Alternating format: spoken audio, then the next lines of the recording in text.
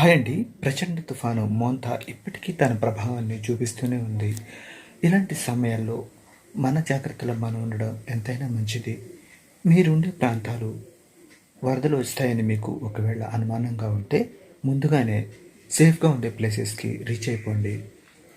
అంతేకాకుండా త్రాగునీరు, పాలు, నిత్యావసర వస్తువులు, ఇంకా ముఖ్యమైన డాక్యుమెంట్స్ని జాగ్రత్త చేసుకోండి.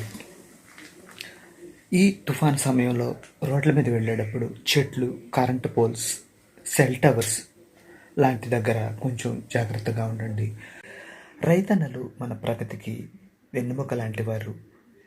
ముఖ్యంగా రైతన్నలు పొలాలు వెళ్ళేటప్పుడు ఎక్కడైనా విరిగిన స్తంభాలు, తెగిన కరెంటు తెగలు ఉండొచ్చు. గట్ల వెంట వెళ్ళేటప్పుడు జాగ్రత్తగా చూసుకొని నడవండి. పిల్లలకు స్కూళ్ళు, కాలేజీలు సెలవులు కాబట్టి దొరికిన ఈ కొద్దిపాటి సమయాన్ని మీ ఫ్యామిలీ, పిల్లలతో సంతోషంగా గడపండి.